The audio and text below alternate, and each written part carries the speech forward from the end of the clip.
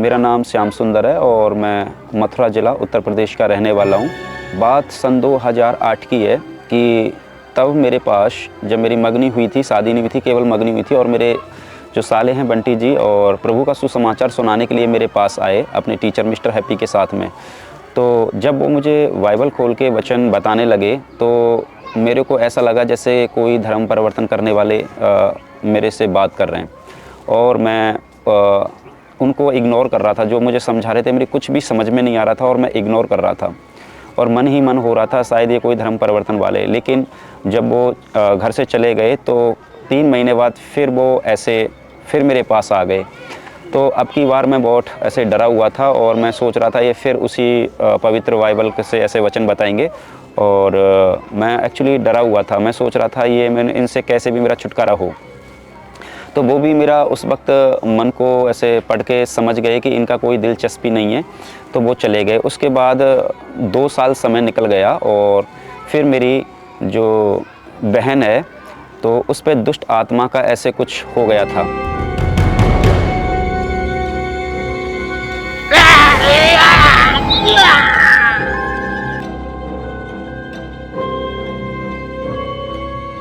साया हो गया था और काफ़ी हमने तांत्रिकों को दिखाया, बहुत जगह दिखाया, कोई भी हमें आराम नहीं मिला।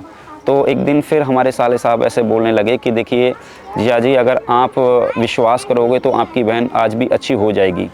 तो मैं ऐसे सोच रहा था ये हमारी निंदा या मजाक कर रहे हैं, मुझे नहीं पता था कि प्रभु ऐसे भी काम करते हैं। तो मैं कह रहा था अगर तुम अगर ऐसा कर सकते हो तो मेरे साथ चलो, मैं ये देखता हूँ तुम कितना शक्ति रखते हो अपने पास, कितनी सामर्थ्य रखते हो। तो बोले पहले आपको प्रभु पर विश्वास करना पड़ेगा। तो मैं सोच रहा था पहले काम करो।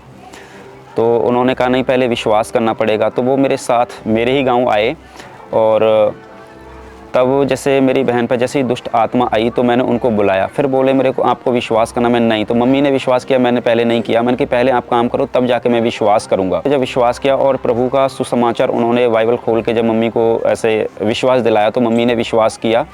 और जब उन्होंने मेरी बहन के सर पे हाथ रख के ऐसे उसको डांटा, दुष्ट आत्मा को डांटा, तो मेरी सिस्टर एकदम चंगी हो गई। और जो मेरे जो बदन था, मेरे बदन में पूरे में ऐसे वाइब्रेट हुआ, रोंगटे खड़े हो गए। तो मैं समझ गया कि वाकई प्रभु काम करते हैं।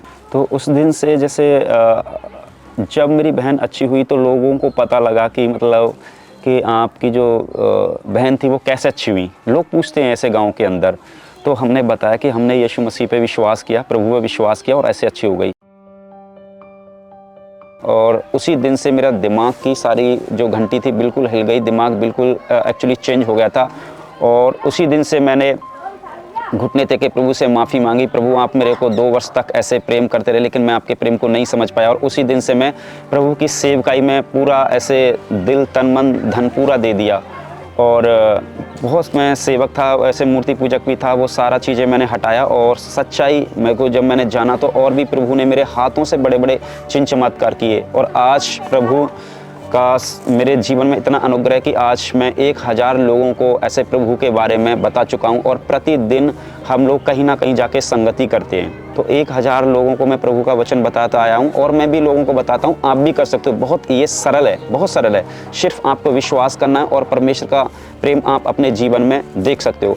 तो मेरे आगे बहुत सारे सवाल आते हैं। जैसे मैंने भी सोचा कि जैसे ही यीशु मसीह का नाम आता है तो लोग समझते हैं कि ये धर्म परिवर्तन वाले हैं। तो सच में जब उन्होंने मेरे को बताया हम धर्म परिवर्तन नहीं कराते, हम प्रभु का वो प्रेम आपके बीच में बांटना आए हैं जो परमेश्वर ने जगत से किया है।